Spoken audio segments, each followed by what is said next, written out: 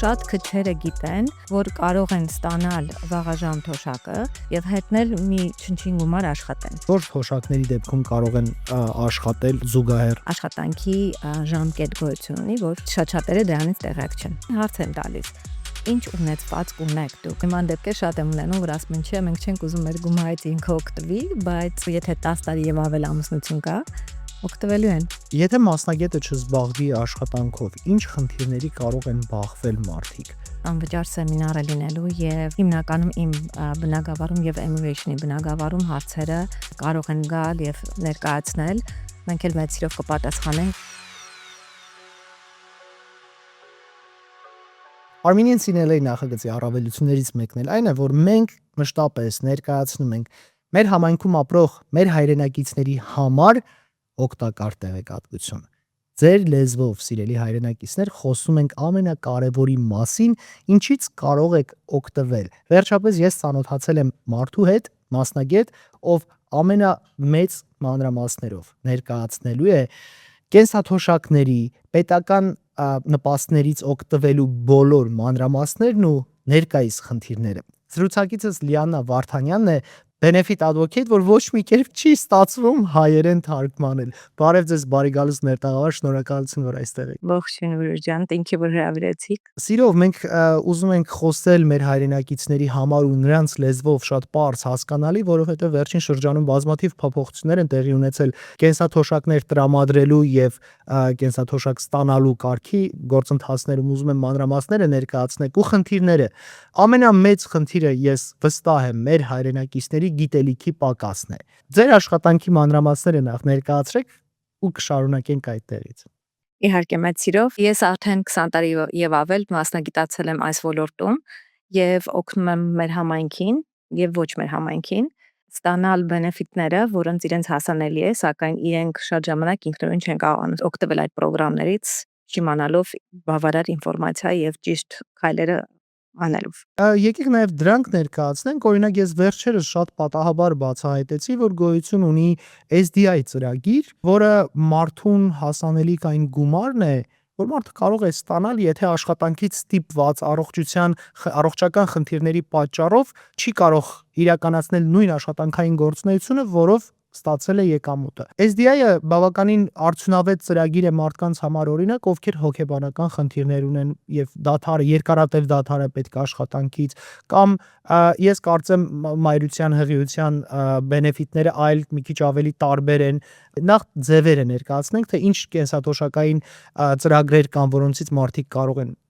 օգտվել։ Ծրագրերը տարբեր են, շատ են, օրինակ SDI-ը ինքը ժամանակավոր կարելի ասել հաշվանդամություն եւ ոչ միայն հաշվանդամություն, եւ իհարկե Վրուժ ջան, ինչ էլ ես ասեմ, միշտ բացառություններ կան, որովհետեւ քանի որ մասնագիտությունները տարբեր են, պետության մոտեցումը տարբեր է, so եթե ինչ-որ մի բան էլ ասում եմ, դրան բացառություններ լինում են։ Հիմա SDI կա, SSDI կա, SSI կա, so դրանք տարբեր են։ SDI-ը ինքը ժամանակավոր հաշվանդամությունն է, մոտավորապես նման մի բան։ SSDI-ը դա մշտական, այսինքն lifetime, ամբողջ կյանքդ։ Իհարկե, եթե վաղ հասակում եք SSDI-ը ստանում, ժամանակ պետությունը ձեր հաշվանդամությունը ստուգում է, սակայն դա համարվում է մշտական հաշվանդամություն։ Եվ կա SSI-ը, դա արդեն ինքը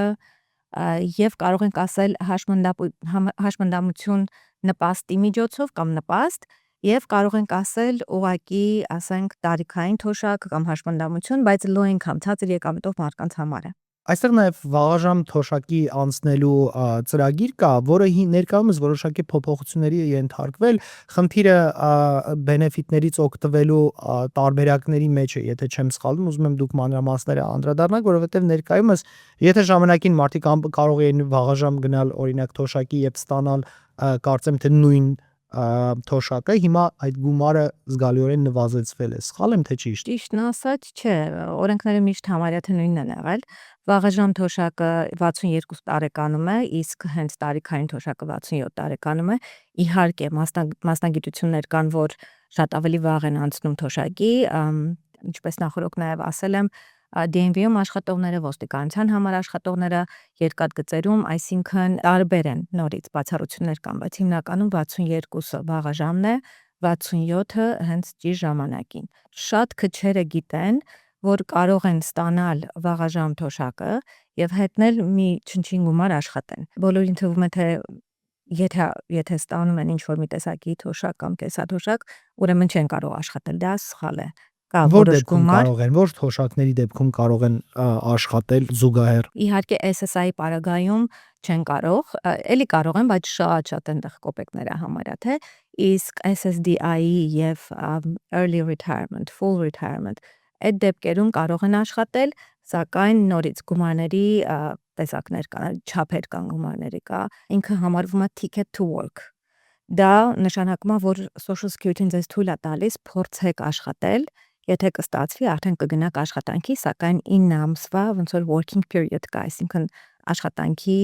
ժամկետ գոյություն ունի, որ փորձում են աշխատեն, բայց շատ-շատերը դրանից տեղյակ չեն։ Մարդիկ ինչ խնդիրներով են դիմում ձեզ։ Ամենասկզբից պիտի դիմեն, թե ընթացքում, եթե օրինակ մարդու նպաստը, թոշակը կտրվեց, դադարեց, ինչ որ խնդիր առաջացավ, կարող են դիմել լուծում ակնկալելով։ Իհարկե հիմնականում ինձ դիմում են արդեն փչացրած кейսերը, արդեն մերժված кейսերը, բայց հիմնականում ավելի ծանր գործերն են ինձ մոտ եւ Ամենահաճախ հանդիպող խնդիրները, սխալները որոնք են։ ունենում են ունեցվածք եւ տեղյակ չեն պահում Social Security-ին։ Վերջերս դեպք եմ ունեցել, որ ամուսնացել են, ամուսինը նախկինում ունեցել է բանկային հաշվում գումար, կինը տեղյակ չի եղել, հիմա դրա պատճառով կնոջ թոշակն ոնց որ կանգնել, որովհետեւ եկամուտ ա եղել, բայց դա եղել է միջև ամուսնությունը։ Հա, նրբություններ շատ են։ Ուզում եմ այդ նրբություններից խոսենք, որովհետև վստահ եմ մեր հայրենակիցներից շատերը նույն խնդիրներին են պարբերաբար բախվում կրկին գիտելիքի պակասի պատճառով, առանց մեղադրելու մեր հայրենակիցներին, ինչպես կարող ենք ուղղորդել, որ ինչին ուշադրություն դարձնեն հետագայում խնդիրներից խուսափելու համար։ Հիմնականում իրենց ունեցվածքին, իրենց բանկային հաշիվներում եղած գումարների վրա, շատերը ունեն Հայաստանում կամ երկրից դուրս ունեցվածք, տուն, Դա էլ է ազդում դա Միացյալ Նահանգներում, պարտադիր ազդում է, պարտադիր։ իսկ որտեղ է երևում քո սեփականությունը։ Չի երևում, երբ որ գնում եք Social Security interview-ի, social worker-ները իրենք ինտերվյուն սկսելուց առաջ ասում են երթվում եք, որ ձեր իմանալու սահմանում ոնց որ ինֆորմացիա ճիշտ եք տալու, հաճախորդը երթվում է եւ այդ ընթացքում հարց են տալիս. ինչ ունեցվածք ունեք դուք, այսինքն Հայաստանում տուն, գերեզմանի հող ունեք թե չունեք, եւ երբ որ հաճախորդ ունի, բարձր չի կարող ստել, ասում է այո ունեմ, եւ հենց այդտեղ кейսը արդեն վտանգի տակ է։ Իհարկե դրան էլ լուծումներ կան, բայց հիմնական սխալները դրանք են, որ տեղյակ չեն ժողովուրդը եւ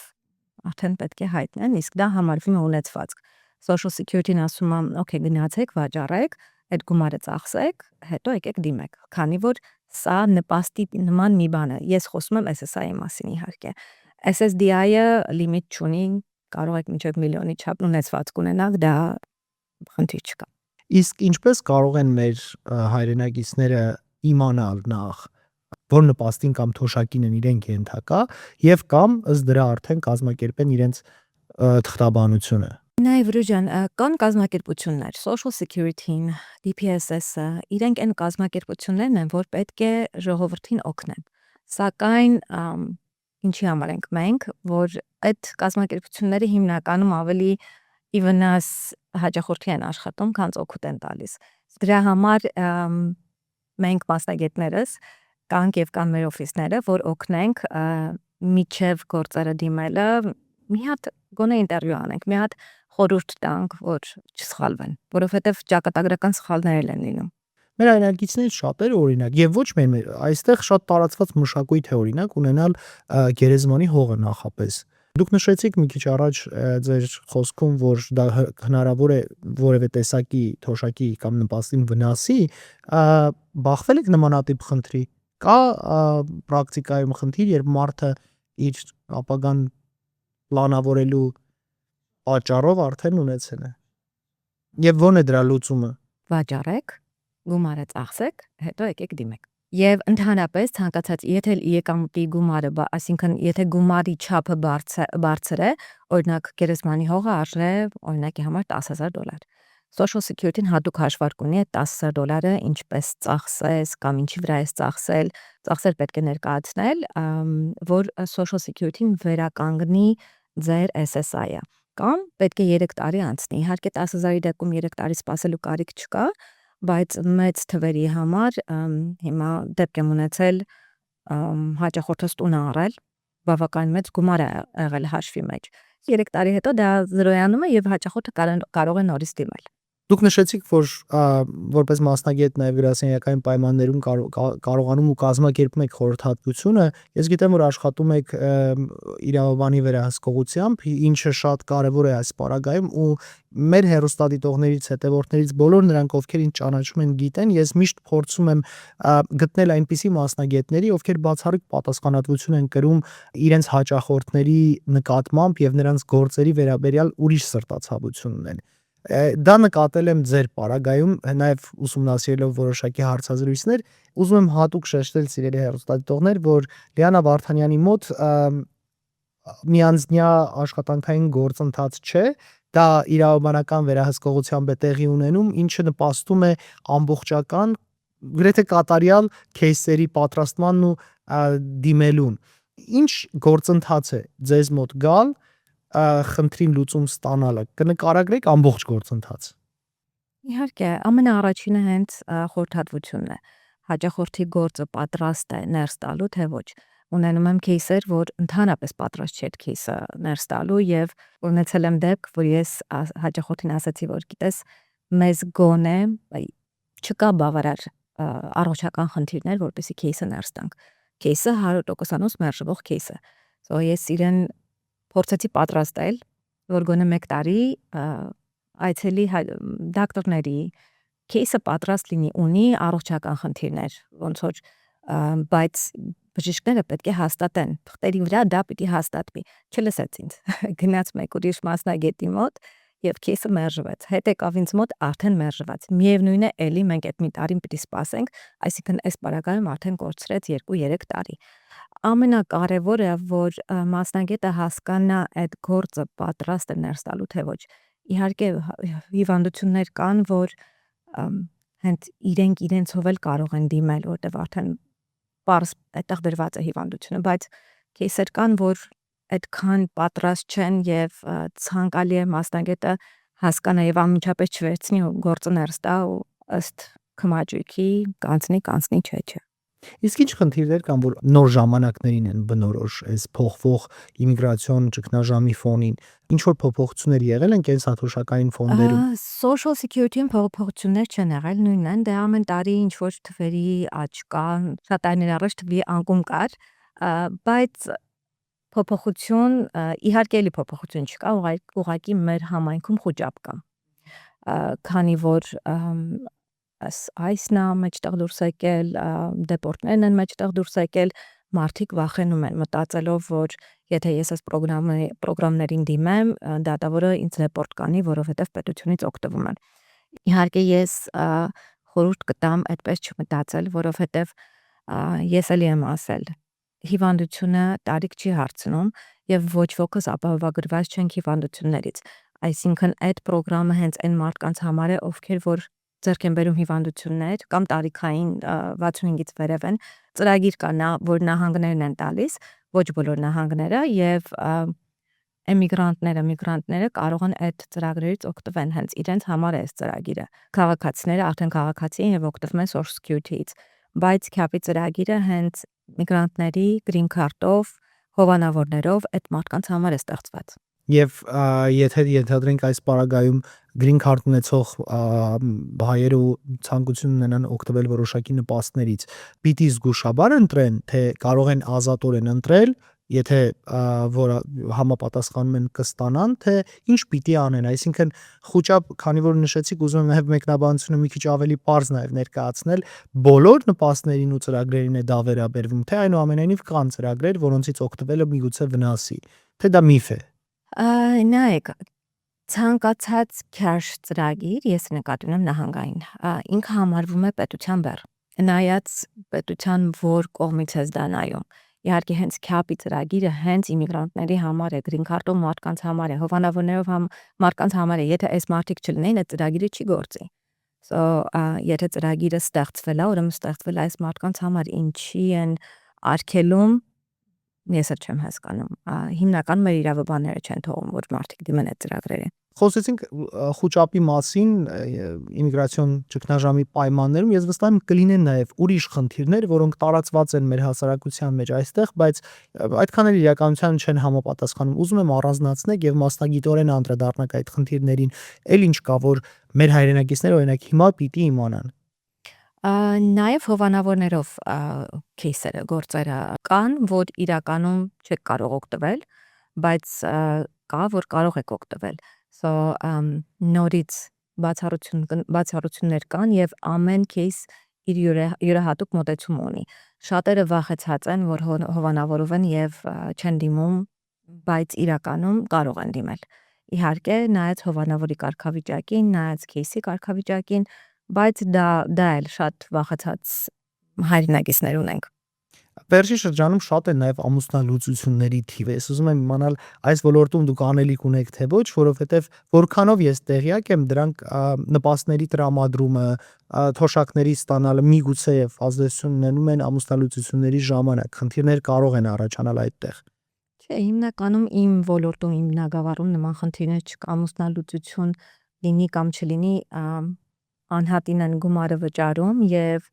եթե հաշմանդամությունը այդ գումարն են վճարում, եթե տարիքային է կամ ոչ տարիքային է, այսինքն չէ, իմ բնագավառում ամուսնալուծություն պրոբլեմ չկա։ Ես էլի եմ ասել կա, որ օգտվում են հակառակը, բայց խնդիր չկա։ Իսկ օգտվելու մանրամասները ասեք։ Միակ տեղը գուցե դա լինի, որ խնդիր չլինի, բայց առավելությունը ասեք, տեսնենք։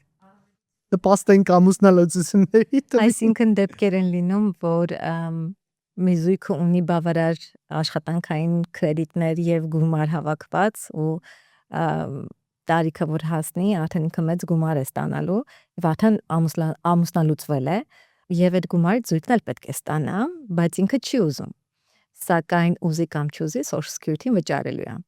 So նման դեպքեր շատ եմ ունենում, որ ասում են, չէ, մենք չենք ուզում մեր գումարից ինքը օգտվի, բայց ուզենք չուզենք, պետք է եթե 10 տարի եւ ավել ամուսնություն կա, օգտվելու են։ Լիանա, մենք խոսում ենք մի ոլորտի մասին, որը իրականում շատ հստակ կանոններով գրված է։ Ես կրկին պիտի հղում անեմ գիտելիքի պակասին, այս պարագայում մենք մի մենթալիտետի կրող ենք, երբ մենք մասնագետին դիմելու փոխարեն մտերիմ ընկերներից, ծանոթներից, բարեկամներից ենք հետաքրքրվում։ Եթե մասնագետը չզբաղվի աշխատանքով, ինչ խնդիրների կարող են բախվել մարդիկ։ Արդյոք կարող է օրենքի հետ ունենալ այնպիսի խնդիր արդեն, որ դա իրեն նույնիսկ ազատության սահմանափակմանը վնասի։ Նայեք, օրենքի հետ խնդիր կարան ունենան, եթե կեղծ դոկումենտներ ներկայացնեն։ Իհարկե նման դեպքեր չեմ կարծում կլինեն, ասենք կեղծ բժշկի թուղթ, որը որ անհնարին է, կամ ունեն ունեցվածք եւ թաքցնում են։ Իհարկե դրանք այնպես մի այսինքն խնդիրներ չեն, որ ճակատագրական խնդիրներ լինեն։ Հաճախորդի գրպանին են կպնում, այսինքն չեն տալիս այդ հասանելի գումարը։ Եվ իհարկե նորից նշեմ, սա միայն SSI եւ CAP-ի դեպքում, իսկ աշխատանքային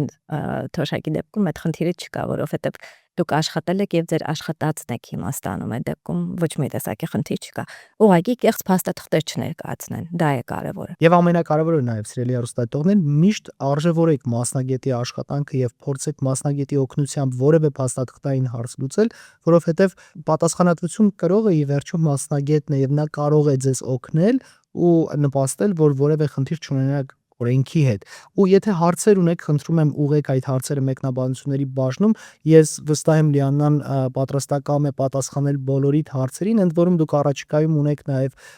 մեծ միջոցառում, որի շրջանակում օգնելու եք մեր հայրենակիցներին ցանկացած հարցով, եւ քանի որ սա ամենախոցելի խումբն է իմ կարծիքով տարիքային առումով, ով մի քիչ ավելի շատ օգնության կարիք ունի, վստահ եմ շատ շատերին դա հետաքրքրելու է։ որտեղ եք անում միջոցառումը, ովքեր կարող են մասնակցել, ինչպես կարող են իմանալ ձեր աշխատանքի ու ձեր ծառայությունների մասին։ Խնդրում եմ մանրամասներ ներկայացրեք։ Այո, սեմինարը տեղի կունենա ապրիլի 11-ին, անվճար սեմինար է լինելու եւ հիմնականում իմ բնակավարում եւ Emulation-ի բնակավարում հարցերը կարող են գալ եւ ներկայացնել։ Մենք էլ մեծ սիրով կպատասխանենք եւ սա շարունակական բնույթ է ունենալու, այսինքն փորձելու ենք 2 ամիսը մեկ նման սեմինարներ անցկացնել եւ եւս մեկ մասնագետի հրավիրել։ Տեղի կունենա Grand Stage-ում, Վարդուհին մեզ օգնության է հասել իր ստուդիայով, բավական մեծ հարմար տեղ է։ Լինելու է անվճար, որ մեր համայնքը օգտվի։ Սխալ ինֆորմացիան շատ է, քանի որ բոլորը մտածում են, օ դրա եղած ինչա մենք կանենք։ Այո, շատերի մոտ ստացվում է։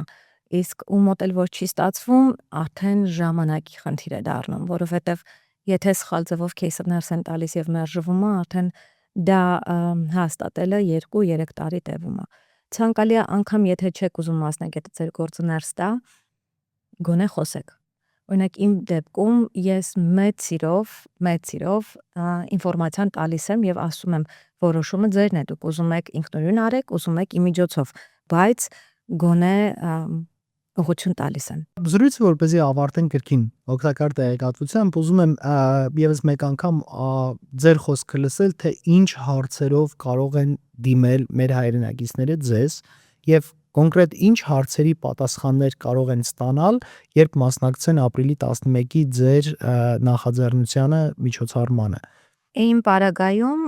early retirement, full retirement, հաշվանդամություն, աշխատանքային, նահանգային նման հարցերով կենսաթոշակների իմ պարագայում հիմնականում դա է, Տաթևիկ Մխեյանն է ինձ հետ լինելու, ինքը կխոսի Emigration-ի հետ կապված հարցերով եւ ամուսնալուծությունների հետ կապված հարցերով, մեր համայնքի արձագանքից կհասկանանք ինչ տեսակի հարցեր կլինեն եւ ըստ դրա մասնագետներին կհրավիրենք, բավականին լավ մասնագետներ ունենք, որ մեծ սիրով պատրաստ են գան եւ իրենց գիտելիքները փոխանցեն մեր ժողովրդին։ Ես ուսամ մեր ժողովուրդը իսկապես ինքնուրույն քայլեր ձեռնարկելուց առաջ այնուամենայնիվ կսովորի խորհրդակցել մասնագետների հետ եւ կօգտագործի բոլոր առիթները դիմելու եւ գտնելու այն ճիշտ մարդկանց, ովքեր կարող են իրենց անսխալ օգնություն ցույց տալ։ Այո, իհարկե, քանի որ իմ բնակավարը այնպեսի մի բնակավար է, քանի որ հիմնականում ամեն ինչը application-ներ լրացնելով եւ կարդում են, ասում են դրա եղած ինչա մենք կարող ենք անել, բայց չեն կարող պատկերացնեն, որ ախր այդպես չի, մոտեցումները տարբեր են։ Կարող է շատ լավ անգլերեն իմանա, շատ լավ հասկանաս ու կարդաս, բայց պատասխանը այնպես գրես, որ շատ մեծ սխալ լինի։ Ցանկալի է ստաժով մասնագետներին հարցերը տան, որովհետև ես հենց հիմա դեպք ունեմ, որ փորձում եմ այդ հարցը լուծել, հենց մասնագետի սխալն է ու մեծ սխալ է։ Սովորաբար նմանատիպ դեպքերում ասում եմ միշտ նայեք հաջողված գործերի քանակին։ 1 տարվա մեջ կարող ես 10 հատ հաջողած case ունենալ, բայց 20 տարվա մեջ ընդամենը 4։ Նայեն Վրուժան, ես այսքան տարի, այսինքն 20 տարի եւ ավել այս բնակավարում եմ եւ ամեն անգամ մի նոր տեսակի case եմ հանդիպում եւ ինչ եմ ասում, ստաժը մեծ կապ ունի, որովհետեւ այդ աշխատանքներով ես դու ոնց որ մասնագիտ անում։ Սա այնպիսի մի բան չէ, որ կարդաս ու ըստ դրա որոշես ինչպես գործի վրա աշխատել։ Օրինակ հենց հիմա նորից դեպք ունեմ, որ կինը աշխատել է 40 point-ը լրացել է, 10 տարի ավել աշխատել է, հավաքել է այդ ստաժը, բայց իրան գումար չեն տալու։ Ես նման դեպք այս 20 տարիների մեջ առաջի անգամ հանդիպեցի եւ սենց որ հաճախորդին ասում էի, ախր անհնար է, քեզ պետք է այս գումարը տան, բայց պարզվեց իրեն աշխատանքի տեղը այնպեսի մի տեղ է, որ ոնց որ փուչիկի մեջ այդ գումարը հավաքվել, այսինքն գումար չկա։ Գիտեք, բոլոր պարագաներում կան տարբեր տեսակի մասնագետներ, այստեղ կարևորը ճշգրիտ ընտրությունն է, որով հուսամ կարողացանք նաև օգտակար լինել մեր հեռուստադիտողներին այս հարցազրույցով։ Ես խոստանում եմ մենք առաջիկայում էլի նմանատիպ առիթ կունենանք եւ ուզում եմ շնորհակալություն հայտնել ձեզ նախ այդ նվիրման համար, որովհետեւ երբ մենք պայմանավորվում ենք հարցազրույցի համար, Լիաննան առաջինը որ ինձ ասաց, ես ուզում եմ մեր ժողովրդին պատմել, բացատրել ու խոսել առաջիկա անվճար միջոցառման մասին։ Այնպես որ սիրելի հետևորդներ, անպայման նախ կրկնում եմ, գրեք հարցեր, որոնք ձեզ հուզում են ձեզ համար, ձեր ընտանիքի ավագների համար ու նաև մասնակցեք նախաձեռնությանը, որ ապրիլի 11-ին է տեղի ունենալու Գլենդելում եւ այսպիսով դուք կարող եք ցանկացած հարցի պատասխան ստանալ ու անձամբ ծանոթանալ մասնագետների հետ։ Շնորհակալություն։ Շնորհակալ եմ։